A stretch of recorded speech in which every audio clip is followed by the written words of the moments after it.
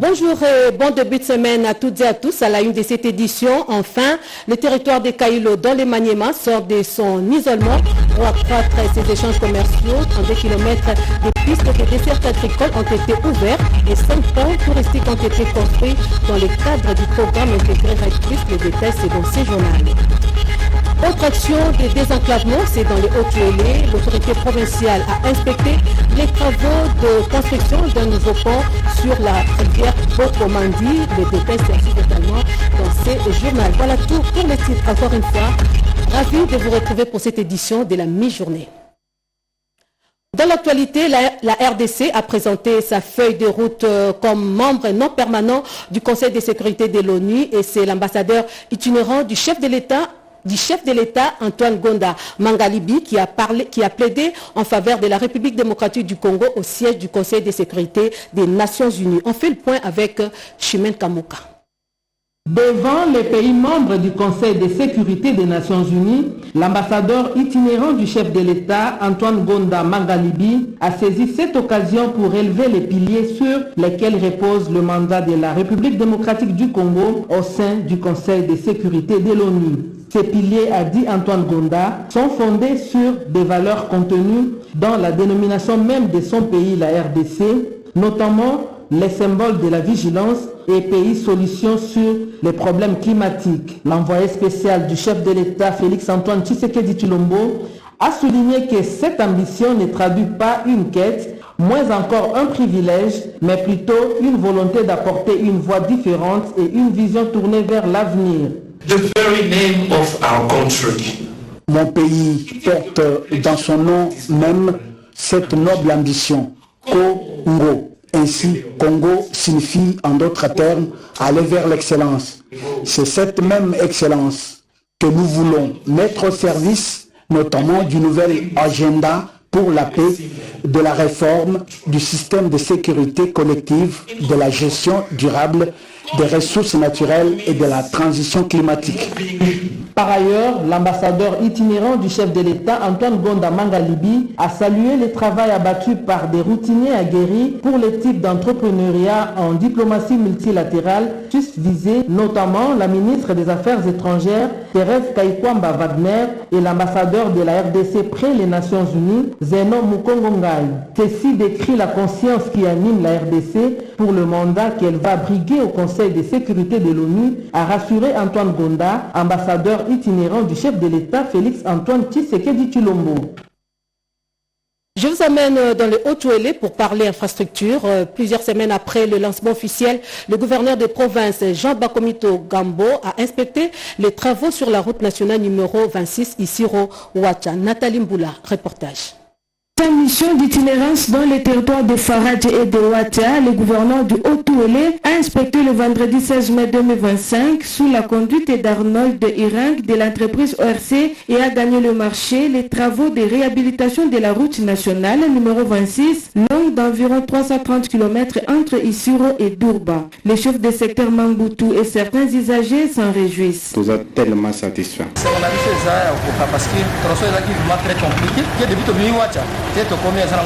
Jean Bakomito Gambo, préoccupé par la matérialisation de la vision du chef de l'État, ne jure que pour l'ouverture de cette route d'intérêt économique jusqu'à Isiro. Nous sommes satisfaits parce que les travaux qui se font ici, c'est avec une expertise, de volonté d'ouvrir une fois pour toutes cette route qui s'était rétrécie avec de grands bourbiers. Il en sera comme ça jusqu'à atteindre Isiro. Grâce à l'intervention personnelle du président de la République, Félix-Antoine Tshisekedi, à qui j'ai dit d'ailleurs merci. En tant que président de l'organe délibérant provincial, l'honorable Justin Zamba, présent sur les lieux, reste optimiste et réaffirme son appel à la patience.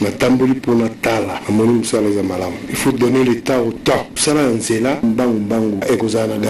Arnold Irang de l'entreprise ORC, quant à lui, s'engage à veiller sur la qualité de l'ouvrage selon les directives de l'autorité provinciale. Nous sommes très heureux de recevoir aujourd'hui la visite des autorités provinciales et pour leurs encouragements. Nous sommes en train de travailler de manière à ce que ces travaux puissent rester de manière pérenne. D'ici le mois de juin, nous serons en mesure d'être déjà à Gombaré avec une route impeccable. Notons qu'en ces jours, plus de 50 km au départ du pont Kibali à Durba sont déjà rendus carrossables et le chef de l'exécutif provincial invite les conducteurs à éviter l'excès de vitesse. Infrastructure encore avec les travaux de construction du nouveau pont sur la rivière Bomokandi. Nous sommes toujours dans le Haut-Ouélé. Eh bien, ces travaux évoluent normalement. Affirmation du gouverneur de province Jean Bakomito Gambo lors de sa descente sur le terrain. Damas et Solé, reportage.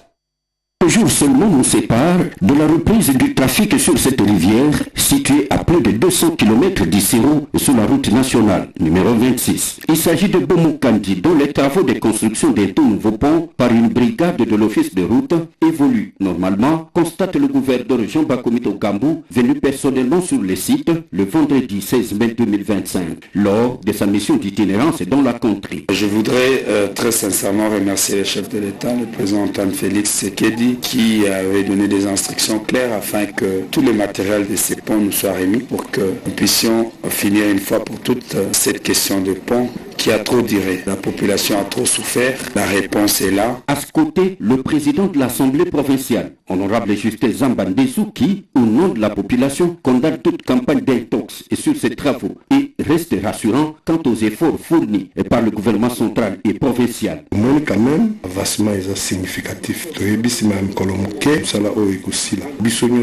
Tous à la INI, c'est ma mokonzi amboka, c'est ma exécutif pour que nous Côté office de route, il ne reste plus grand-chose pour que l'ouvrage soit rendu conformément aux recommandations du gouverneur de province. Et ce qui reste seulement, la résistance du béton. Il faut respecter dès les 28 jours du béton. Mais à la fin de ce mois ici, nous allons terminer tous les travaux possibles. Signalons que la présence de Jean Bakomito Gambo sur ces chantiers était un moment de réconfort et de liesse pour la population de Gombari et des usagers de cette route qui voit déjà le bout du tunnel de leur calvaire s'approcher.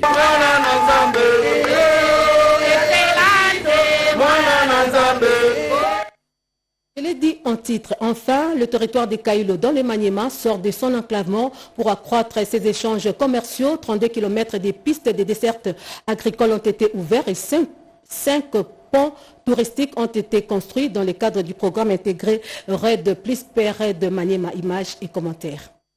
Grâce au programme intégré Red Plus Spirit Maniema qui est mis en œuvre, la coopération allemande Jésus d'un RDC sur financement des CAFI et Fonared, la population du groupement Kori, en chefferie de Bangengueli dans le territoire de Kailo, est désormais dotée de 32 km de pistes, des dessertes agricoles ouverts et de 5 ponts essentiels. Ces réalisations, fruit de la mise en œuvre du projet, reboisement de 150 hectares de forêt à vocation bois énergie avec l'approche PMA pour services environnementaux exécutés par l'ONG, Alliance nationale d'appui et de promotion des aires et territoires du patrimoine autochtone et communautaire ANAPAC RDC en sigle antenne de Maniema sur l'axe Olangate et Luambalo Koko ont été officiellement réceptionnés mercredi 14 mai 2025 près de Djekoshilo à 70 km de Kindu à la satisfaction totale des communautés locales. On vivait très enclavés comme des animaux, mais aujourd'hui, grâce à cette route et ces ponts, nous constatons un changement total. À ce jour, un sac de paddy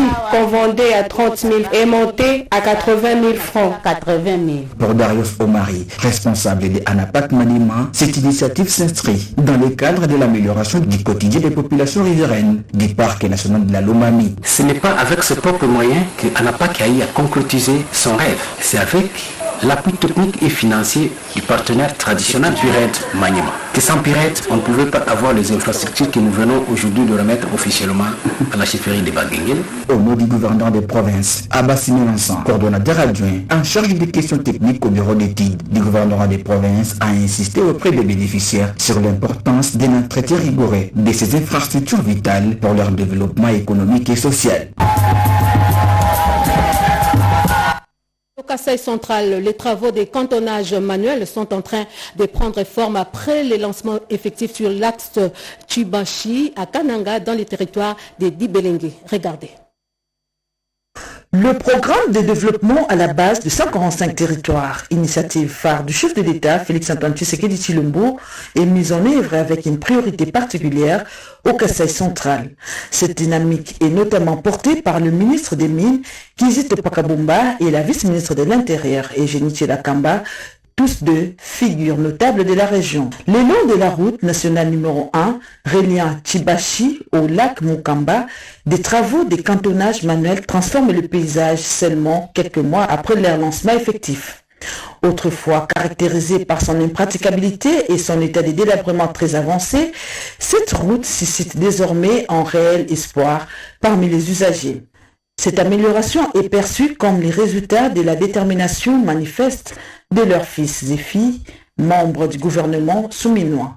Sur le terrain, le résident des villages s'active sans relâche sous le soleil, muni des matériels tels que des bêches, des machettes, des pioches, des bottes et des salopettes. Ils sont engagés dans la réhabilitation des diverses voies de communication et des ponts sur plusieurs rivières. L'objectif principal de ces travaux financés sur fonds propres par les deux personnalités politiques est de faciliter l'approvisionnement des villes et territoires en denrées de première nécessité. Un autre axe majeur est la connexion de l'espace Kasaï via la province de Sankuru en passant par la R134 qui traverse le village de Mudimbi.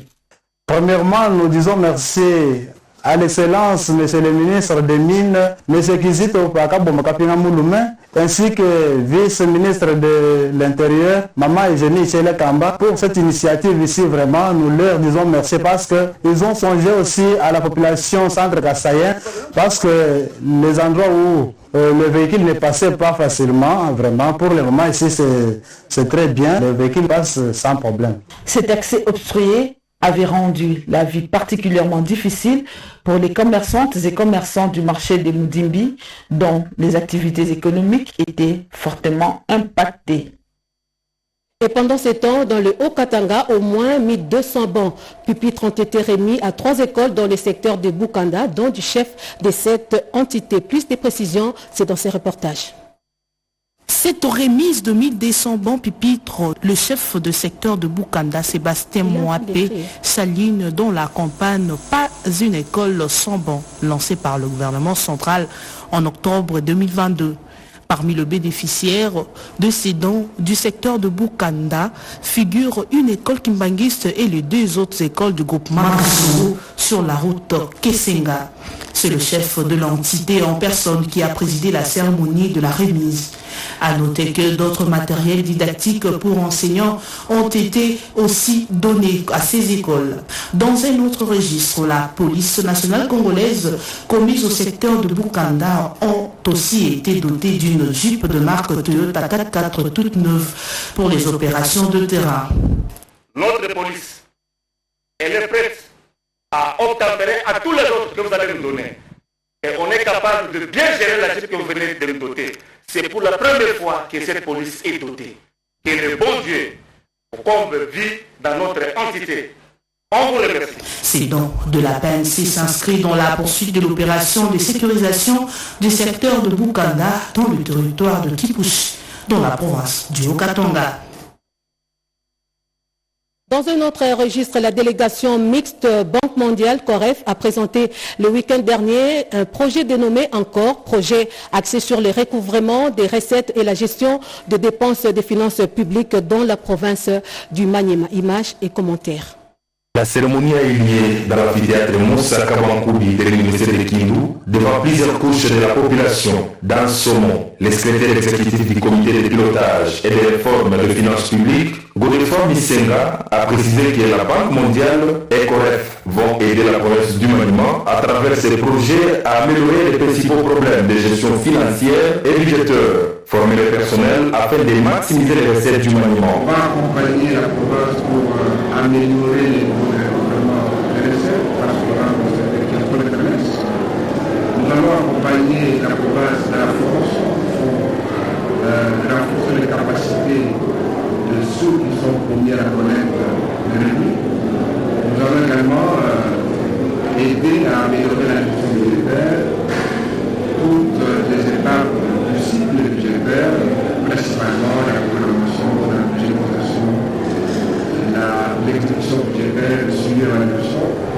satisfaction totale de la part du gouverneur. Moussa Kabankoubi Moïse a promis ses engagements afin que le projet encore puisse se concrétiser pour booster le développement du Maniema.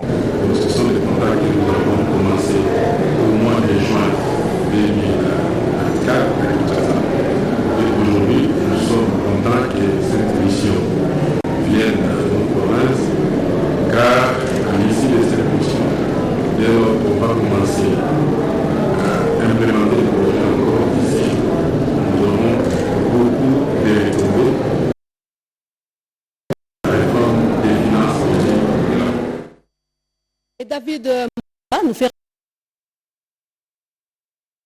le conseil d'administration de l'Université Congo. Regardez.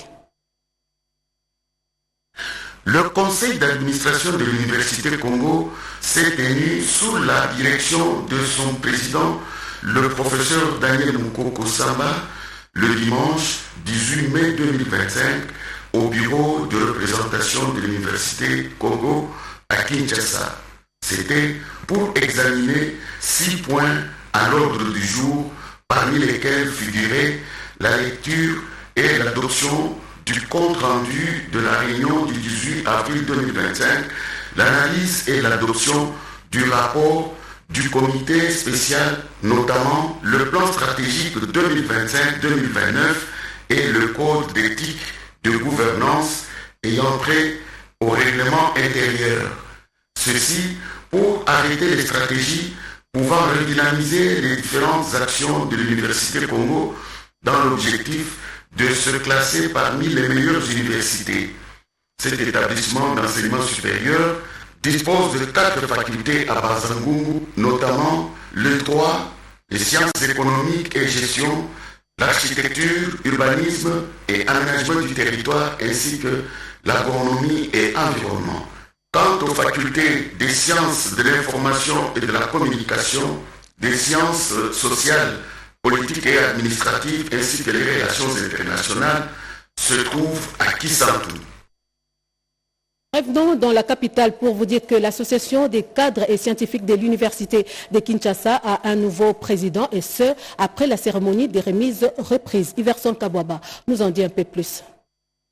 Une page tournée, une autre s'ouvre à l'association des cadres scientifiques de l'université de Kinshasa. Connu pour son élevé de management et sa gestion orthodoxe, le président de l'ACS, le professeur Mouebalouté Anaclé, passe les commandes à son adjoint, le chef des travaux Basso Bella, appelé à poursuivre l'œuvre qui a pris déjà du relief. Après la signature des procès-verbaux, l'actuel professeur à thèse Mouebalouté Anaclé a exhorté le nouveau président à s'inscrire dans la continuité d'une gestion responsable du patrimoine de l'ACES. Je voudrais remercier l'équipe qui m'a accompagné. C'est avec le concours de collaborateurs à mes côtés, mais aussi les délégués que vous êtes. Nous avons réussi à obtenir le résultat qui sont là jusqu'à présent. Et donc les amis qui sont restés vont devoir poursuivre le chantier que nous avions commencé ensemble depuis 2017 pour améliorer, pour donner encore plus de résultats là où ça manque jusqu'à ce jour. Nous sommes des chercheurs. Ce qu'on attend de nous, c'est de faire chaque fois un pas de l'avant. De son côté, le nouveau président de l'ACES, le chef des travaux, Soubela, a remercié son prédécesseur pour le travail accompli et a promis de faire appliquer dans sa gestion toutes les directives édictées par le président sortant pour contribuer significativement à faire rayonner davantage l'image de l'université de Kinshasa en général et en particulier celle de l'association des cadres scientifiques. Pour rappel, le siège de cette association porte le nom du président sortant Anaclé Mouebalouté et a été inauguré le 27 janvier 2024. Cette rencontre du bourgmestre de la commune de Mongafula, Séverin Lumbu Malamba, avec les chefs coutumiers, c'est en fait dans la continuité de la vulgarisation des textes relatifs à la création des comités provinciaux et locaux de sécurité, nous dit Eric Kabamba. En En l'espace des 2 jours, le chef des groupements et des villages de la commune de Mongafula ont pu s'approprier le texte légaux régissant la gouvernance sécuritaire des proximités. Cette initiative du bourgmestre de cette municipalité, Séverin Lumbu Malamba, s'inscrit dans la continuité de la vulgarisation de textes légaux relatifs à la création, à l'organisation et au fonctionnement des comités provinciaux et locaux de sécurité lancés par le ministère de l'Intérieur le 25 février dernier. On était ignorants dans d'autres astuces sécuritaires. Comment faut-il se débattre dans votre droit, surtout la sécurité du chef de village, du chef coutumier et le chef de groupement, de sécuriser nos territoires, de sécuriser la population et leurs biens. Cette réforme, axée sur la gouvernance sécuritaire des proximités, s'appuie sur les arrêtés 044 et 046 du 4 novembre 2024 qui précisent les mesures d'application du décret numéro 022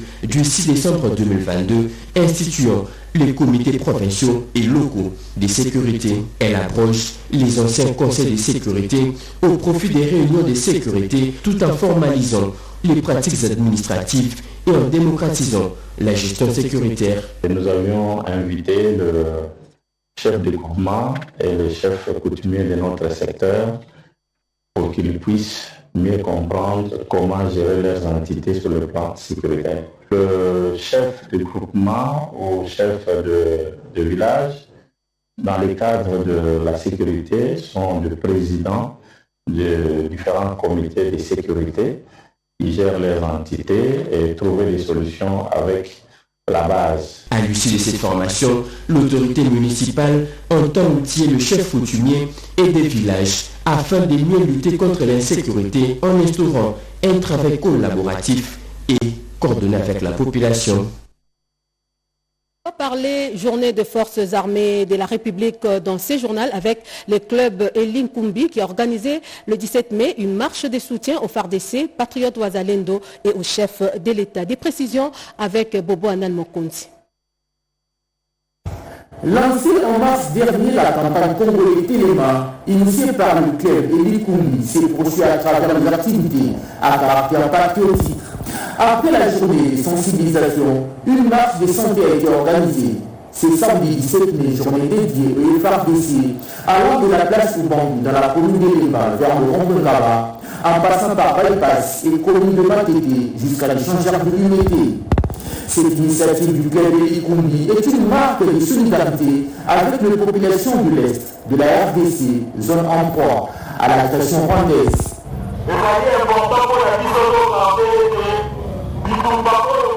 Cette guerre d'agression nous concerne tous. Elle n'est pas une affaire d'une communauté.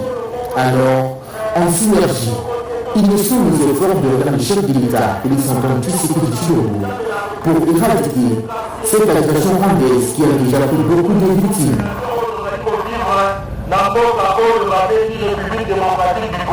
À travers cette marche, Elikumbi met en témoin la communauté internationale et nationale sur l'aggravation de la situation humanitaire dont est victime la population dans le nord et sud Kivu ainsi que dans l'Ituri. Faisant d'une pierre deux coups, Elikumbi a clôturé son speech avec cet appel à l'appropriation de la loi de programmation de la réforme de la police nationale congolaise défendue dernièrement par le vice-premier ministre de l'Intérieur et de la Sécurité, M. Jekme Chabani, à l'Assemblée nationale et de l'opération Dogo.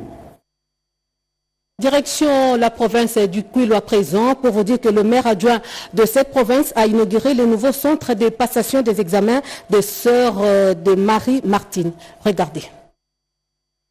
L'inauguration de nouveau centre de passation des examens d'État dénommé Kikwit 24 s'est déroulée dans une ambiance de fête samedi dernier à l'Institut Marie-Martine dans la ville de Kikwit, province du Kwilu. À l'ouverture de la dite cérémonie, une messe d'action de grâce a été dite ainsi qu'une pièce théâtrale pour démontrer aux invités l'importance des études. Dans son message, la sœur Rachel Kouba, préfet de l'Institut Marie-Martine, a remercié non seulement les bons dieux pour la faisabilité de cette activité, mais aussi toutes les autorités de l'éducation Kwilu 2 pour pour avoir érigé cette école des sœurs de charité de Namur en centre d'examen d'État. À entendre l'inspecteur du pôle secondaire, M. Mabaya Victor, ces nouveaux centres Kikwit 24 est le fruit de la scission de Kikwit 23 au complexe scolaire Lukolela. Ce dernier a rempli les conditions exigées dans les domaines de l'enseignement pour être choisi. Il compte à ce jour 215 candidats. Madame Charlotte Lula, maire adjointe de la ville de Kikwit, s'est dit satisfaite de cette cérémonie. Chers élèves, vous ne deviendrez que ce que vous aurez bâti vous-même.